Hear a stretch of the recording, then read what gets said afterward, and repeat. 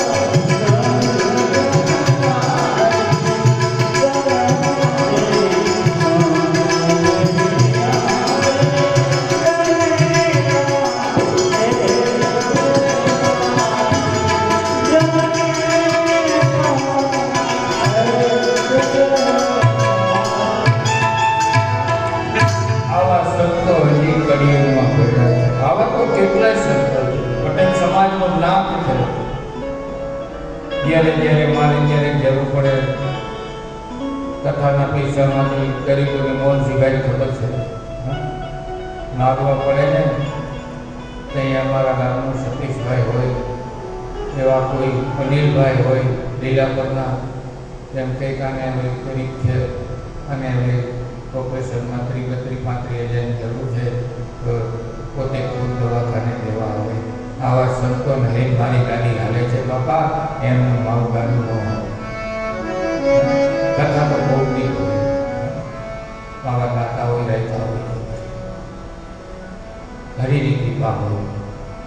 અહીંયા સત્મસ્કંદને પણ વિરામ આપી આપણે ભીમા બાપા પરિવારના અગારા પરિવારના લાભાર્થે આત્માના ઉદ્ધારાર્થે જે કાંઈ ભગવદ કથાનું સત્મ સ્કંદનું વાંગમય પુષ્પ ભગવાનને અર્પણ કરી બોલીવા કૃષ્ણ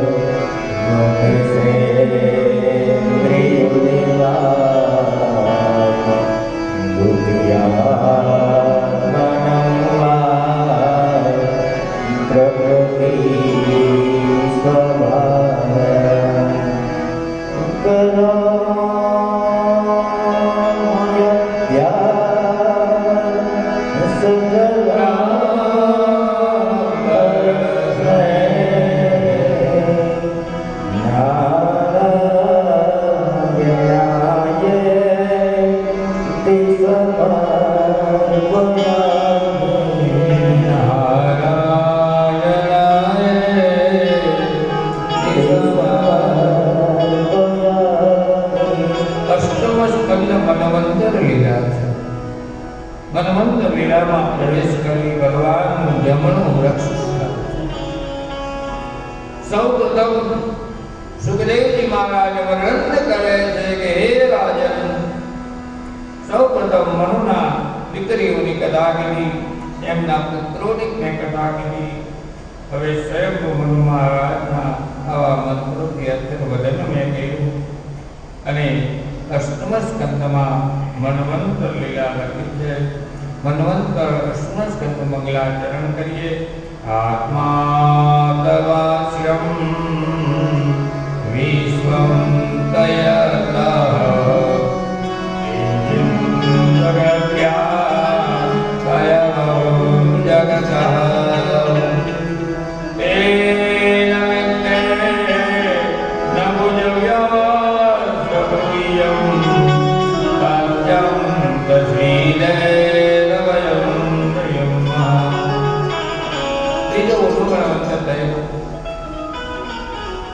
ત્રીજા ઉત્તમ મન્વંતમાં દેવવ્રતના પુત્રના મનુ થયા.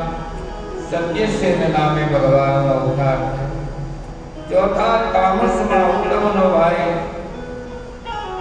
મનુના અનંતરમાં ભગવાનનો હરિ અવતાર થયો. હે રાજન, હવે હું તમને હરિ અવતારની કથા. હાથી અહંકારી ભારી, હાથી અહંકારી ભારી સંગે છે બહુ નારી. જળનો વિહારી આયો જળ ક્રિયાને કા. ત્રિકુટ પર્વત ઉપર એક હાથી રહે. ત્રિકુટ પર્વત એટલે સત, રજ અને તમ. એમાં એક જીવાત્મા રહે છે. જીવાત્માને હાથી કીધો છે. અનેક હાથણીઓ સાથે પોતાના બચ્ચા સાથે હરે ફરે અને આનંદ. ભગવાન નારાયણની કૃપા આ ગજેન્દ્ર એક સરોવરમાં જાય છે. સરોવર એટલે સંસાર, તમે હું બધાય હાથી છે. રજ, તમ અને સત્વથી બંધાયેલા છે. સરોવરની અંદર સ્નાન કરવા હાથણીઓ મદનિયા એટલે બચલાઓને લઈ અને હાથી જલ વિહાર કરે છે. આપણે પણ સંસારમાં આપણી નારી અને આપણા પુત્ર પરિવારમાં ઓત-પોત થઈ જાય છે. નથી ખ્યાલ લેતો કે મારે એકથી જવું છે, એનો ભાતું તો ભરું. મારી વાત ખોટી હોય તો કહેજો. શરીરને શણગારવામાં, મકાન બનાવવામાં, દીકરા દીકરી પરણાવવામાં આખો આયખો ગુમાવી નાખી છે. એમ આજે હાથી પોતાના સંસારરૂપી સરોવરની અંદર આવ્યો છે. એ તમે હું બે હાથી છે, બીજા હાથીને ક્યાં ગોતવા જઈશું? મદનિયાઓ દીકરાઓ છે, પૈસો મારો પરમેશ્વર, હું પૈસાનો દાસ. બૈરી મારી ગુરુ, છોકરા મારા શાલિગ્રામ, હવે હું સેવા કોની કરું? પછી બૈરી ગુરુ થઈ જાય. કોઈ માથે ન ઉઠી લેતો. હા, પછી 25 વર્ષ લગી માએ ઘીગોરના વાટકા ખવડાવી પાટા જેવો કરી દીધો. એક ઉજળી ચામડી આવે અને દીકરો બદલાઈ જાય, માં તારે રોટલી ન કરવી હો, હવે મને રોટલી તારા હાથમાં, અરે ઠીક છે તારી જિંદગીને, ઠીક છે તારા અવતારને, બૈરી ગુરુ બની જાય ભાઈ. ઈ કે એટલા જ ડગલા પર, એથી આગળ એક ડગલો પણ મા બાપને કે તમને ખબર નથી પણ તમારે પગ પગ પગ પગ નહીં કરો, ના રે ભાઈ અમારું કામ બોલવું, તું તારે કઈ રાત ન કરે એમ. હે આ સંસાર હાથી છે, આ સરોવર સંસાર છે, હાથી છે, જીવાત્મા છે, અને બૈરી એટલે ગુરુ હાથણીઓને શણગારવામાં એના ઉપર પાણી છાંટે છે, એના ઉપર વાલ કરે છે, એમાં જલ પીડા કરે છે, છોકરાઓને રમાડવામાં આખી જિંદગી હાથી પૂરી થઈ. છેલ્લે કાળ આવ્યો, ઊંડા ઊંડા પાણીમાં જવા લાગ્યો, એક મગરે એનો પગ પકડ્યો છે. કાળ આવે ને એટલે પહેલા પગ જાય, જ્યાં ખુરશી ઉપર બેઠા એ લગભગ પડતી વાળી ન ગઈ કે નહીં, પહેલા જ પગ પકડે. હા, મૃત્યુની નોટિસ ન મળે એટલે સમજી જવાનું પગથી જ આવે. હા, પગ જાય એટલે મગજ છે એ કાળ છે, અને આવે ને એટલે પગ જાય એટલે સમજી જવાનું હવે ચેતી જવાનું. પણ જીવડો ચેતતો નથી, નવી ઢાંકણી નખાવી દે. પણ એટલા હાંધા વાંધા એટલા વાંધા, ગમે એવી ઢાંકણી બદલાવે પણ ઓરિજિનલ જેવું તો નહોતું. ભગવાનની કૃપાથી સરોવરની અંદર સ્નાન કરે છે. આપણે પણ સંસારમાં સ્નાન કરીથી ન કરવાનું કરીથી કરવાનું કાંઈ કરતા નથી. કાળ ત્યારે મગરે જે હાથીનો પગ પકડ્યો એમ કાળ પણ આપણો પગ પકડી લેશે. પછી છોડાવવા માટે તો ગોવિંદની અરજ કરવી પડશે. એની અરજ દુઃખમાં કરવી એના કરતા સુખમાં કરવી શું. હાથી હવે જોયું, સ્ત્રીઓએ પોતાના આંગળીએ જોયું કે હવે આ બચે એમ નથી, ઊંડ લગી પાણી આવી ગયું. પાછા વળી ગયા, છોકરાઓએ પાછા મળી ગયા. આ કથા તમારી મારી છે. હા, બૈરા પણ જ્યારે સૌ નનામી જાતિ હોય ને કે ઉમરા લગી જ આવે, ઉમરાથી પાછી ભેગું કોઈ આવતું નથી. આ જગતની અંદર કોઈ ભેગું નથી આવતું. એને વાલ કરવામાં આ મૂર્ખ પ્રાણી આખી જિંદગીને નીચો કરી નાખે. આખી જિંદગી આખો આયકો હોય જાય. પછી ગોવિંદને યાદ આવે, પણ હવે શું કામ, ખાટલામાં પડ્યા આ બાજુ નળી હોય, આ બાજુ નળી હોય, નાકમાં મોટું ઢાંકણું મારી દીધું હોય, અને પછી છોકરાઓ ડોક્ટર એમ કે હવે આની સેવા કરો. હા, અને દવા કરી છોકરા આગળ પૈસા થઈ રહ્યા હોય ત્યારે છોકરો શું કે ખબર છે, હવે બાપા ભગવાનનું નામ લ્યો. હવે કેમ લેવું, હવે કેમ લેવું, લેવાનું હતું તેથી તો લીધું નહીં. સ્વામિનારાયણ સંપ્રદાયમાં એક નારાયણભાઈ કહ્યું, અને એક બીજા પટેલ નામ ભૂલી ગયો.